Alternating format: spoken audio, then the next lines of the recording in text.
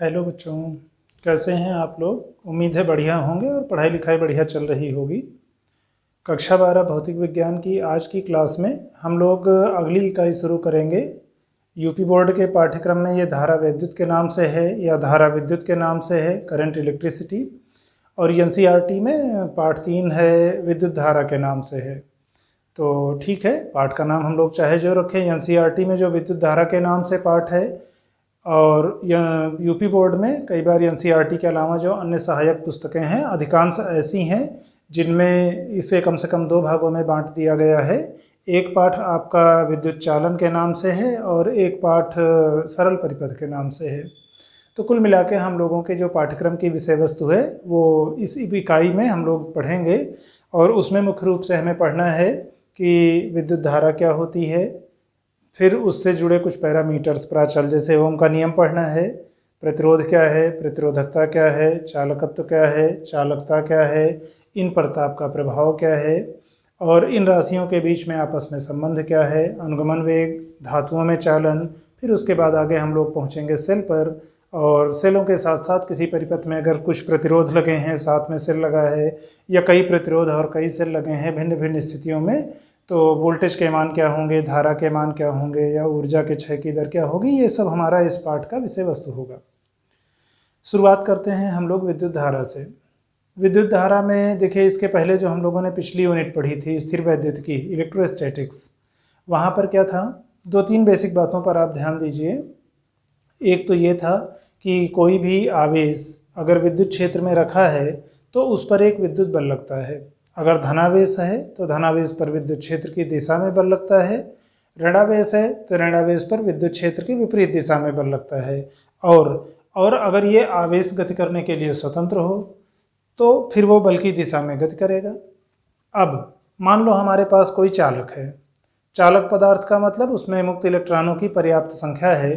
मुक्त इलेक्ट्रॉन का मतलब उनके वाह्यतम कोश के कुछ इलेक्ट्रॉनों में से ऐसे हो सकते हैं जो जब आप थोड़ा भी बल लगाओ तो वो आराम से बल की दिशा में चलने के लिए तैयार हैं। ऐसा लगेगा कि जैसे वो मुक्त हैं, जैसे उन पर कोई परमाणु का बंधन नहीं है, उन पर नाभिक का कोई आकर्षण बल प्रभावी दिख नहीं रहा है, क्योंकि थोड़ा सा ही बल लगाने पर वो आराम से बल की दिशा में चलने के लिए उपलब्ध हो जाते हैं। और जिन पदार्थों में जितने ही ज़्यादा मुक्त इलेक्ट्रॉनों का संख्या घनत्व होगा उस पदार्थ की हम लोग कहेंगे कि चालकता उतनी ही अच्छी है, वो उतना ही अच्छा चालक पदार्थ है विद्युत का। अब एक चीज़ पर गौर करिए, हम लोगों ने जैसे इसके पहले बेसिक रूप से क्या पढ़ा है, मान लो हमारे पास कोई चालक तार है, इस तार के सिरों के बीच में मान लो हमने विभवांतर लगाया, कुछ विभवांतर लगाया, डेल्टा वी कहो या संक्षेप में केवल वी कहो। जब हम किसी तार के सिरों के बीच में विभवांतर लगाते हैं तो उससे होकर के कुछ धारा प्रवाहित होगी। ओम का नियम इसके पहले हम लोगों ने पिछली कक्षाओं में जो शुरुआत में पढ़ा है, V बराबर आई आर, या V प्रोपोर्शनल टू आई, या I प्रोपोर्शनल टू V, या V अपान आई बराबर आर। यहाँ V क्या है, कोई हमारे पास चालक है, उस चालक की भौतिक अवस्थाएं नहीं बदल रही हैं। V उस चालक के सिरों के बीच लगाया गया विद्युत विभवांतर है, और R उस चालक का प्रतिरोध है, और I उस चालक से होकर बहने वाली धारा है। तो परिस्थितियां ना बदलने पर, भौतिक अवस्थाओं में परिवर्तन न होने पर सिरों के बीच लगाए गए विभवांतर और प्रवाहित धारा का अनुपात एक नियतांक होता है, जिसे हम लोग उस चालक का प्रतिरोध कहते हैं। या इन दो से अगर आप कहो तो धारा का मान विभवांतर के अनुक्रमानुपाती होता है, या आपको अगर धारा सीधे दिख रही है, पता है धारा का आराम से मापन कर सकते हो, तो उसके आधार पर इनडायरेक्ट रूप से आप कह सकते हो कि विभवांतर धारा के अनुक्रमानुपाती होगा। यानी कोई एक चालक किसी एक निश्चित परिस्थिति में जब विभवांतर का मान आप बढ़ाते हो तो धारा का मान बढ़ेगा। विभवांतर क्या करता है, फिर आप ध्यान दो, पहले पार्ट में हम लोगों ने स्थिर वैद्युतिकी में पढ़ा था विभव प्रवणता और विद्युत क्षेत्र की तीव्रता में संबंध। जब विद्युत क्षेत्र में दूरी बदलने के साथ साथ विभव का मान परिवर्तित हो रहा हो तो समझो विद्युत क्षेत्र है, और अगर विभव में परिवर्तन नहीं हो रहा है तो विद्युत क्षेत्र की तीव्रता शून्य। परिमाण के रूप में अगर हम लोग कहें तो हम लोग ये कहते थे ना, जैसे ऐसे आप कहो तो E बराबर minus delta V upon delta R, या बहुत छोटा सा अंतराल लेते थे तो इसी को हम लोग minus D V upon D R कहते थे। ये विभव प्रवणता थी, ये विद्युत क्षेत्र की तीव्रता थी। परिमाण की अगर केवल आप बात करो तो परिमाण में सरलता के लिए केवल इतना कि डेल्टा आर दूरी पर दो बिंदुओं के बीच अगर विभवांतर डेल्टा वी है तो विद्युत क्षेत्र की तीव्रता कैपिटल ई इस प्रकार होगी। ठीक, अब किसी चालक के सिरों के बीच जब आप विभवांतर लगाते हो तो समझो इसका मतलब आप विद्युत क्षेत्र स्थापित कर रहे हो। जब विद्युत क्षेत्र स्थापित करते हो तो इस चालक में अगर कुछ इलेक्ट्रॉन है तो उन इलेक्ट्रॉनों पर बल लग सकता है, बल लगेगा तो वो बल की दिशा में गति करेंगे। तो इस प्रकार से अभी हम लोग विद्युत धारा को कैसे परिभाषित करेंगे, आवेश की प्रवाह के समय दर के रूप में परिभाषित करेंगे। ये भी, इसके भी कुछ शुरुआती कॉन्सेप्ट हम लोग पिछली क्लासों में पढ़ चुके हैं कि एक सरल स्थिति में अगर हम कहें औसत धारा, मान लो इसको औसत धारा हम कह रहे हैं आई बार, तो मान लो हमारे पास कोई चालक है, चालक से आवेश का प्रवाह हो रहा है, आवेश की प्रवाह की दिशा की लंबवत दिशा में आपने कुछ क्षेत्रफल लिया, पृष्ठ लिया कोई, और ये देखा कि उस पृष्ठ से डेल्टा टी समय अंतराल में प्रवाहित अगर नेट आवेश की मात्रा डेल्टा क्यू है तो डेल्टा क्यू बटे डेल्टा टी का मान उस समय अंतराल में उस पृष्ठ से प्रवाहित विद्युत धारा के मान के बराबर होता है। तो अभी शुरुआत में हम लोग इस विद्युत धारा की इस प्रकार से परिभाषा लिखेंगे और उसके बाद इन पर आधारित कुछ छोटे छोटे प्रश्नों को हल करेंगे, फिर उसके बाद आगे बढ़ते हैं। तो पहले आते हैं विद्युत धारा की परिभाषा पर। अब हम लोग आते हैं विद्युत धारा की परिभाषा पर। तो पहले एक बार जो लिखा है उसको देख लेते हैं। विद्युत धारा या वैद्युत धारा दोनों रूप में लिखा मिलता है, तो ठीक है। अभी इसको ऐसे परिभाषित कर सकते हैं, किसी क्षेत्रफल या सतह से प्रवाहित विद्युत धारा का मान स्मॉल आई उस क्षेत्रफल से प्रवाहित या स्थानांतरित नेट या परिणामी आवेश की समय दर के मान के बराबर होता है। फिर से एक बार देखते हैं, हमारे पास कोई सतह है, उस सतह से प्रवाहित होने वाली विद्युत धारा जिसे आप स्मॉल आई से व्यक्त कर रहे हो उसका मान किसके बराबर होगा, प्रवाहित नेट आवेश की समय दर। नेट आवेश का मतलब यह है, अभी आगे हम लोग देखेंगे, हो सकता है कभी ऐसा हो कि कुछ धनावेश एक दिशा में जा रहा है, उसी दिशा में कुछ ऋणावेश भी जा रहा है, तो धन वाले का जो असर रहेगा ऋणावेश का उसका उल्टा असर रहेगा, या कुछ धनावेश एक दिशा में जा रहा है, कुछ धनावेश दूसरी दिशा में जा रहा है। तो कुल मिला के आप ये देखो कि उस सतह से परिणामी रूप से कुल कितना आवेश किसी एक निश्चित दिशा में जा रहा है। तो परिणामी आवेश से हमारा मतलब कि मान लो हम धनावेश ले रहे हैं संदर्भ रूप में, तो धनावेश की कितनी मात्रा है जो किसी एक निश्चित दिशा में प्रवाहित हो रही है, उस निश्चित परिणामी आवेश की जो समय दर का मतलब आवेश की मात्रा बटे समय अंतराल, समय के सापेक्ष उसमें किस दर से परिवर्तन हो रहा है, वह विद्युत धारा के मान के बराबर होता है। बाकी इस कॉन्सेप्ट को थोड़ा भी हम लोग कुछ सवाल लगाएंगे तो ज़्यादा अच्छे से समझ लेंगे। अभी फिलहाल गणितीय रूप से देखते हैं कि अगर किसी क्षेत्रफल यानी कोई सतह है, उसका क्षेत्रफल है जो भी है, अभी क्षेत्रफल से हमें सीधे नहीं मतलब है, हम खाली ये देख रहे हैं कि उस पूरी सतह से होकर के डेल्टा टी समय अंतराल में अगर प्रवाहित नेट आवेश की मात्रा डेल्टा क्यू हो तो उस अंतराल मतलब उस समय अंतराल डेल्टा टी में औसत विद्युत धारा आई बार हो सकता है एक बराबर दर से आवेश का प्रवाह ना हो रहा हो, कभी थोड़ा तेजी से गया हो, कभी ज़्यादा आवेश चला गया हो सकता है अगले कुछ समय तक आवेश के प्रवाह की दर कुछ धीरे रही हो। तो उस पूरे समयांतराल के दौरान अगर हम औसत धारा की बात करें तो औसत धारा आई बार बराबर delta Q upon delta T. ठीक, अब हम लोग इसके बाद अगर इस समयांतराल को छोटा करते चले जाएं, ये डेल्टा टी अत्यंत सूक्ष्म समयांतराल हो यानी limit delta T tends to 0, तो तब फिर इसे हम अवकल गुणांक के रूप में लिख सकते हैं डी क्यू अपान डी टी के रूप में, कि आवेश की मात्रा में समय के सापेक्ष परिवर्तन की दर क्या है। तो उस समय जो धारा का मान आएगा वो तात्कालिक धारा का होगा। हो सकता है किसी और क्षण पर धारा का मान कुछ और हो, आप क्षण का मान बदल दो तो फिर धारा कुछ बदल जाए। तो तात्कालिक या तात्क्षणिक instantaneous value of electric current, तो वो क्या होगी, वही बस केवल इसी में एक शर्त आप और बढ़ा लो कि इस समय अंतराल को अत्यंत सूक्ष्म कर लेना है। तो तात्कालिक धारा आई बराबर limit delta T tends to 0, ये शर्त आपने बढ़ा ली, बाकी है delta Q upon delta T ही। अब इस पूरे को आप अवकल गुणांक के रूप में डी क्यू अपान डी टी लिख सकते हो। ध्यान रखना यहाँ पर हो सकता है ये प्रवाहित आवेश की मात्रा हमारा समय का फलन हो सकती है, ठीक, कि समय के साथ साथ क्यू का मान जो भी जैसे भी बदल रहा है, कि समय के साथ किस तरह से क्यू का मान बदलेगा वो निश्चित करेगा कि आई का मान क्या है। फिर आते हैं हम लोग मात्रक पर। अच्छा, दो एक बातें ऐसे लिख नहीं रहे हैं, ध्यान से आप सुन लेना। पहली बात तो ये कि विद्युत धारा की दिशा धनावेश की प्रवाह की दिशा में ली जाती है, एक ये ध्यान रखना। यानी अगर किसी परिपथ में इलेक्ट्रॉन मान लो आपके पूरब से पश्चिम की ओर प्रवाहित हो रहे हैं तो धारा की दिशा उसमें पश्चिम से पूरब की ओर ली जाएगी।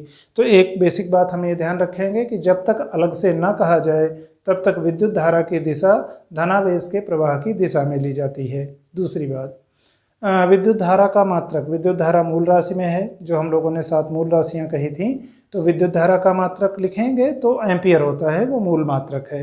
बाकी अन्य रूप में आप उसको लिखना चाहो यहाँ से, जैसे देखो मान लो I बराबर delta Q upon delta T, या संक्षेप में केवल कई बार हम लोग I बराबर क्यू अपान टी कह लेते हैं। तो क्यू क्या है? आवेश, इसका मात्रक कूलाम, टी क्या है? टाइम, सेकंड इसका, यस, और ये पूरा मात्रक एम्पियर के बराबर है। तो यहाँ से आप चाहे कर, जैसे हम लोगों ने इसके पहले भी पढ़ा है कि कूलाम बराबर एम्पियर इंटू सेकंड, या यहाँ से परिभाषित करना चाहें तो हम ये कह सकते हैं कि अगर t बराबर 1 सेकंड में प्रवाहित आवेश की मात्रा 1 कूलाम हो तो I का मान 1 एम्पियर होगा। यानी किसी चालक से अगर एक नियत दर से प्रवाहित होते हुए 1 सेकंड में अगर 1 कूलाम आवेश की मात्रा प्रवाहित हो रही है तो उस चालक से प्रवाहित विद्युत धारा का मान 1 एम्पियर होगा। तो एम्पियर फिलहाल मूल मात्रक है, विद्युत धारा का मात्रक है, या SI मात्रक है, एक हम ये ध्यान रखेंगे। दूसरी बात, कूलाम और सेकंड के पदों में कहना चाहें तो 1 एम्पियर बराबर 1 कूलाम बटे सेकंड, यानी 1 सेकंड में अगर 1 कूलाम आवेश प्रवाहित हो जाए तो समझो 1 एम्पियर धारा बह रही है। और दूसरा, हमें एक नेट या प्रभाव, नेट शब्द पर ध्यान रखना है या परिणामी शब्द पर ध्यान रखना है कि अगर मान लो कई प्रकार के आवेश हैं, दिशाएं सबकी भिन्न भिन्न हो सकती हैं, तो किसी एक निश्चित दिशा में हम देख लें कि धनावेश की कितनी मात्रा प्रवाहित हो रही है किसी निश्चित समय अंतराल में, वहाँ से हम धनावेश की प्रवाह की दिशा में धारा को लेते हुए धारा परिभाषित कर सकते हैं। तो कई बार सुनने से अच्छा है कि इस कॉन्सेप्ट पर हम लोग कुछ सवाल लगाते हैं, तो मात्रक एक बार केवल इसका लिख लेते हैं, उसके बाद कुछ प्रश्नों पर आते हैं इस कॉन्सेप्ट को समझने के लिए। अभी बस हम लोग केवल मात्रक देख लेते हैं। अच्छा, एक चीज़ और ध्यान रखना है, अध्यास संयुक्त अक्षर है, अलग अलग करें तो ऐसे लिखते हैं, वी फिर आधा दा है, या में छोटे उपमात्रा होता है, तो विद्युत ऐसे भी लिखा रहता है। तो एक हमें ये ध्यान रखना है कि विद्युत धारा का SI मात्रक, जो कि SI प्रणाली में मूल मात्रक है, वो एम्पियर होता है, इसका प्रतीक कैपिटल A है, और 1 एम्पियर का मान 1 कूलाम बटे सेकंड के बराबर होता है। कहाँ से निकाल लिए? I बराबर क्यू बटे टी से, क्यू का मात्रक कूलाम, टी यानी टाइम का मात्रक सेकंड, तो I बराबर क्यू बटे टी से ये हम मात्रक लिख सकते हैं कि कूलाम बटा सेकंड भी एम्पियर के तुल्य होता है। या इसी को आप कह सकते हो कि बराबर 1 कूलाम बटे 1 सेकंड, और यहाँ से परिभाषा आप देना चाहो तो इस एक रूप में आप कह सकते हो कि अगर किसी चालक से 1 सेकंड में प्रवाहित नेट आवेश की मात्रा अगर 1 कूलाम है तो इसका मतलब उस चालक से प्रवाहित विद्युत धारा का मान 1 एम्पियर है। और ढेर सारी अन्य बातें न लिख करके बस एक हमें केवल ये ध्यान रखना है कि नेट प्रवाहित आवेश की मात्रा लेनी है। दूसरी बात, तो दूसरी एक बात हमने यहाँ लिख ली है कि स्मॉल I की दिशा धनावेश की प्रवाह की दिशा में ली जाती है, या की बजाय यहाँ के भी लिखना चाहो तो धनावेश के प्रवाह की दिशा में ली जाती है। इस एक बात, और प्रवाहित नेट आवेश की मात्रा की समय दर के बराबर होती है विद्युत धारा। इस एक फैक्ट को ध्यान में रखते हुए हम लोग कुछ प्रश्नों पर आते हैं। एक छोटा सा प्रश्न देखते हैं, सीधे सूत्र पर आधारित है। किसी तार से 1 घंटा 15 मिनट में यदि 900 कूलाम आवेश प्रवाहित हो तो तार से प्रवाहित औसत विद्युत धारा का मान क्या होगा? क्या क्या दिया हुआ है? समयांतराल दिया हुआ है, इतने समयांतराल में कितना आवेश प्रवाहित होता है, डेल्टा क्यू पता है, निकालना क्या है? औसत विद्युत धारा का मान निकालना है। तो प्रश्नानुसार समयांतराल यानी डेल्टा टी SI मात्रकों में बदल लेंगे। 1 घंटा 15 मिनट, हमें घंटा या मिनट में नहीं सेकंड में चाहिए, तो 1 घंटा में 60 मिनट, 60 10 15 75 मिनट, और मिनट को सेकंड में बदले तो 75 गुणे 60 यानी इतने सेकंड। मान लो यहाँ गुणा नहीं किए, लास्ट में गुणा भाग में देखते हैं, सरल करने में कुछ कटेंगे। प्रवाहित आवेश की मात्रा यानी डेल्टा क्यू कितना है? 900 कूलाम, प्रश्न में दिया हुआ है। औसत विद्युत धारा I बार हमें निकालना है। सूत्र हमें पता है, I बार बराबर delta Q upon delta T. मान हमने रखा डेल्टा क्यू की जगह 900 कूलाम, डेल्टा टी की जगह 75 गुणे 60 सेकंड। एक जीरो कट गया, 6 और 90, 15 छक्का 90, तो ऊपर 15 नीचे 75, फिर 15 पचे 75, 1/5 एम्पियर या 0.2 एम्पियर। ये होगी प्रवाहित विद्युत धारा का औसत मान उस तार से। ठीक, और एक सवाल देखते हैं, एक प्रश्न और देखते हैं। एक विसर्जन नलिका में 2.9 × 10 की घात 17 Na प्लस नियान प्लस आयन प्रति सेकंड नलिका के एक परिच्छेद से होकर दाईं ओर गति करते हैं, जबकि इसी समय में यानी 1 सेकंड में ही, क्योंकि यहाँ प्रति सेकंड दिया था, जबकि इसी समय में वहाँ से 1.2 × 10⁻18 इलेक्ट्रॉन बाईं ओर गति करते हैं। हमें निकालना यह है कि वैद्युत धारा का परिमाण कितना होगा और दिशा क्या रही होगी। फिर से एक बार ध्यान से देखते हैं, दिया क्या क्या है। एक विसर्जन नलिका है। विसर्जन नलिका में एक बार हम कह रहे हैं कि नियान प्लस आयन यानी प्लस आयन की कितनी संख्या है जो 1 सेकंड में नलिका के किसी सतह से अनुप्रस्थ परिच्छेद से दाहिनी ओर गति कर रही है ना, ये दिया हुआ है। तो कितने आयन हैं और 1 सेकंड में जा रहे हैं। और दोबारा कहा गया है कि इसी समय में 1 सेकंड में ही उतने ही इलेक्ट्रॉन, मतलब ये संख्याएं दोनों अलग अलग हैं, मतलब इलेक्ट्रॉन की कुछ संख्या है और वो बाईं ओर गति करते हैं। ध्यान देना, दिशाएं अलग अलग हैं। धनायन आपका दाहिनी ओर गति कर रहा है, मतलब बाईं ओर से दाईं ओर, और इलेक्ट्रॉन गति कर रहे हैं बाईं ओर, यानी दाहिनी ओर से बाईं ओर की ओर। दिशा भिन्न है। हमें निकालना है परिणामी धारा का मान। देखो, हम इसको 2 तरीके से लगा सकते हैं।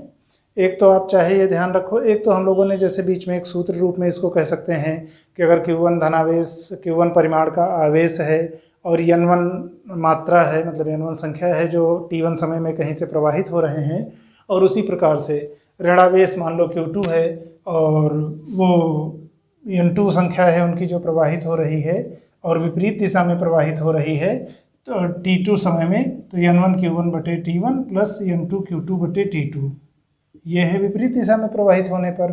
और समान दिशा में प्रवाहित हो रहे होते तो ऋणावेश वाला माइनस कर लेते। पर मुझे लगता है ज़्यादा सूत्रों के बजाय ज़्यादा अच्छा ये होगा कि आप सीधे से एक बात ये ध्यान रखो कि प्रवाहित आवेश की नेट मात्रा कितनी है। यहाँ संयोग से समय का मान 1 सेकंड है, तो सीधे सीधे जो हमारी प्रवाहित आवेश की मात्रा होगी वही हमारी विद्युत धारा होगी। तो ज़्यादा तरह के सूत्र याद रखने के बजाय हाँ, शॉर्टकट के लिए एक हम लोग याद रख सकते हैं कि मान लो कोई आवेश है स्मॉल q, उस पर मतलब कोई कण है, उस पर आवेश की मात्रा स्मॉल q है। मान लो वो किसी पथ पर आवर्त गति कर रहा है और उसकी आवृत्ति f है, तो धारा का मान इतना होता है। इस एक बात को हम चाहे तो ध्यान रख सकते हैं, और नहीं भी अगर ध्यान रहेगा तो लॉजिक के आधार पर निकाल सकते हैं। इसको एक बार देख लेते हैं, जो कि अभी यहाँ नहीं आया है, अलग तथ्य है एक। क्या है, फिर से एक बार सुनते हैं। मान लो कोई एक कण है जिस पर आवेश की मात्रा स्मॉल q है, वह आवर्ती गति कर रहा है। मान लो एक सुविधा के लिए हम मान लेते हैं कि वृत्तीय पथ पर एक समान गति कर रहा है। अगर उसकी आवृत्ति f है, यानी 1 सेकंड में पूरे किए गए चक्रों की संख्या f है, तो प्रवाहित धारा का मान इतना होगा। क्यों? जैसे मान लो अगर वृत्तीय पथ पर गति कर रहा होता, ठीक, मान लो इस दिशा में गति कर रहा है, f उसकी आवृत्ति है, यानी किसी भी एक जगह आप स्क्रीन लगा के बैठ जाओ तो वहाँ से वो f बार निकलेगा। और एक बार में कितना आवेश गया था, q आवेश। f बार में कितना आवेश जाएगा, f q आवेश। और ये कितनी देर में, 1 सेकंड में, क्योंकि आवृत्ति का मतलब 1 सेकंड में पूरे किए गए चक्करों की संख्या। तो इस एक का कभी कभी बहुविकल्पी में हम लोग डायरेक्ट यूज कर सकते हैं, अन्यथा की स्थिति में न भी हमको ये सूत्र ध्यान में होता तो हम निकाल लेते कि 1 सेकंड में प्रवाहित आवेश की मात्रा कितनी होगी। अच्छा, q आवेश है जो f बार गया है ये 1 सेकंड में, तो इसका मतलब f इंटू q। q आवेश 2 बार गया होता तो 2q, 10 बार गया होता तो 10q, f बार गया है तो fq, वो आवेश की मात्रा। तो भी वहाँ से हम लॉजिक के आधार पर निकाल सकते थे। खैर, अभी फिलहाल अभी हमें आवश्यकता है इस वाले प्रश्न पर ध्यान देने की, जिसकी हम लोग अभी बात कर रहे थे। तो आते हैं अपने प्रश्न पर। यहाँ क्या था, विसर्जन नलिका, कोई एक परिच्छेद, नियान प्लस यानी प्लस आयन, मान लो दाहिनी ओर गति कर रहे हैं, ये हमारी दाईं ओर की दिशा है, ठीक है। और इधर की ओर का मतलब ये मान लो अभी हमारे बाईं ओर की दिशा है, और इलेक्ट्रॉन गति कर रहे हैं इस दिशा में। हम एक बार इनके कारण धारा निकाल लेते हैं, एक बार इनके कारण धारा निकाल लेते हैं, फिर दोनों की धाराओं की दिशा का ध्यान रखते हैं और देखते हैं कि कैसे जुड़ घट रही हैं। तो इसके कारण पहले देखते हैं। Na प्लस के लिए हमें क्या पता है, आवेश की अगर हम मात्रा कहें तो इसके ऊपर 1 प्लस चिन्ह का मतलब है कि इससे एक इलेक्ट्रॉन बाहर गया है। इस पर आवेश की मात्रा प्लस ई है, यानी Na प्लस के लिए Q1 डैश, एक कण पर हम आवेश की मात्रा कहें तो प्लस ई यानी प्लस 1.6 × 10⁻¹9 कूलम। और ऐसे कणों की संख्या कितनी है, 2.9 × 10⁻17। और कितने समय में ये गए हैं, T1 बराबर 1 सेकंड में गए हैं। इनके कारण धारा निकालनी हो तो प्लस हमने लिख लिया है, यानी प्लस का मतलब प्लस धनावेश के कारण धारा delta Q upon delta T. Delta Q यानी प्रवाहित आवेश की मात्रा, एक कण पर इतना आवेश, कण कितने हैं n1, तो टोटल कितना हो जाएगा इतना गुणा इतना। ठीक, एक कण पर जितना आवेश था n1 कण गए तो n1 कण कितना आवेश लेके गए, सीधे दोनों का गुणनफल मान रख दिया हमने। तो ये एक बात ध्यान देनी थी केवल। और डेल्टा टी हमारा क्या है, t1 समयांतराल फिलहाल 1 सेकंड है, हमने n मान रखा, n1 रखा, q1 रखा, q1 डैश सरल किया। अभी इन दोनों का गुणा किए, 10 की घात 17 और -19 10 की घात -2 बचा, सरल किए तो इतना आया। और दिशा इसकी क्या होगी, चूंकि ये दाहिनी ओर गति कर रहे हैं, धनावेश के कारण विद्युत धारा की दिशा विद्युत धारा की दिशा धनावेश के गति की दिशा में ली जाती है, तो इस वाले धनावेश के कारण धारा हमारी इस दिशा में होगी। तो एक तो ये भाग हो गया। अब इसी प्रकार देख लेते हैं कि जो ऋणावेशित इलेक्ट्रॉन इसी पृष्ठ से बाईं ओर जा रहे थे, उनके कारण प्रभावी धारा कितनी हुई। तो वही तरीका, आवेश कितना है एक कण पे इतना, संख्या कितनी है इतनी, समय कितना है 1 सेकंड, इनके कारण औसत धारा, तो इनका कुल आवेश बटे इनका समयांतराल। कुल आवेश का मतलब एक पर आवेश गुणे कितनी संख्या थी। हाँ, माइनस चिन्ह दो तरीके से हम समझ सकते थे। अगर हम क्यू के साथ माइनस चिन्ह रख रहे हैं जैसा कि हमने अभी किया है, तो वैसा पहले देख लेते हैं। आई माइनस का मतलब है ऋणावेश के कारण इलेक्ट्रॉन के कारण धारा, बाकी इस माइनस का कोई मतलब नहीं है, ये केवल प्रदर्शित करने का तरीका है। आप इसको I1 और I2 भी कह सकते थे, इलेक्ट्रॉन के नाते IE भी कह सकते थे। तो ठीक है, फिलहाल ऋणावेश के कारण यानी इलेक्ट्रॉन के कारण धारा, उसकी संख्या, उसका आवेश बटे ये, और यहाँ का माइनस चिन्ह हमने यहाँ लिख लिया है। और इलेक्ट्रॉन किस दिशा में जा रहे थे, इधर की ओर ना, तो अभी हमने इस माइनस चिन्ह के साथ ध्यान रखा कि बाईं ओर है। अब इसी बात को चाहे आप माइनस बाईं का मतलब दाईं कह सकते हो, जैसे माइनस पूरब का मतलब पश्चिम, माइनस ऊपर का मतलब नीचे, तो विपरीत उसका, माइनस का मतलब विपरीत। तो दिशा की बात जब कर रहे हैं तो उसके विपरीत दिशा माइनस का मतलब। तो चाहे तो हम इस लॉजिक के आधार पर क्यू का मान ऋणात्मक रखते और दिशा का देख लेते कि अच्छा इलेक्ट्रॉन बाईं ओर जा रहे हैं, वो क्यू का मान ऋणात्मक रखे तो आई का मान में माइनस बाईं ओर आया, माइनस बाईं ओर का मतलब दाहिनी ओर, दाईं ओर। ठीक, चाहे हम वैसे कह लेते, चाहे हम ऐसी समझ के आधार पे कि जिस दिशा में ऋणावेश गति कर रहा है विद्युत धारा की दिशा उसके विपरीत लेंगे, तो परिमाण यहाँ से ले लेते और इलेक्ट्रॉन इधर जा रहे हैं तो धारा हमारी इधर आ रही है। तो दो में से जो भी लॉजिक आपकी समझ में आए उसके आधार पे गणना किए, ये आया और ये मान भी संयोग से दाईं ओर है, ये मान भी दाईं ओर था, Na+ के कारण भी और इलेक्ट्रॉन के कारण भी। तो अब इसका मतलब हम परिणामी धारा में दोनों को सीधे सीधे जोड़ देंगे और उत्तर हमारा इतना आएगा दाईं ओर। हाँ, अदिश और सदिश राशि विद्युत धारा के बारे में हम लोग एक बार बात कर चुके हैं, एक बार फिर से सुन लेते हैं। विद्युत धारा को हम लोग अदिश राशि लेते हैं, स्केलर क्वांटिटी लेते हैं, क्योंकि जैसे मान लो दो तारों से आपने धारा जोड़ी और जोड़ करके उनके जॉइंट से तीसरे तार से आप धारा बाहर ले जा रहे हो, तो उन दोनों तारों के बीच का कोण आप चाहे जो रखो, अगर दोनों तारों से धारा उस जॉइंट की ओर, जंक्शन की ओर आ रही है, संधि की ओर, तो तीसरे तार जिससे उस संधि से बाहर धारा हटाई जा रही है, उस तीसरे तार से होकर जाने वाली धारा का मान उन दोनों तारों से जिनके कारण धारा आई है उनकी विद्युत धाराओं के मानों के सीधे सीधे योग के बराबर होगा। ये इस बात पर निर्भर नहीं करेगा कि तार एक दूसरे से कितना कोण बना रहे हैं। तो यहाँ पर चूंकि परिणामी का मान हमारा कोण पर नहीं निर्भर कर रहा है उनके बीच के, तो यानी ये वेक्टर योग के नियमों का पालन नहीं कर रहा है, तो इसका मतलब वो सीधे से बीजगणितीय योग के नियम का पालन कर रहा है, तो विद्युत धारा अदिश राशि है। तो आज के लिए अभी फिलहाल इतना ही। आप लोग बाकी कुछ प्रश्नों का अभ्यास करते रहिए, अपनी तबीयत का ध्यान रखते हुए पढ़ाई लिखाई करते रहिए। धन्यवाद।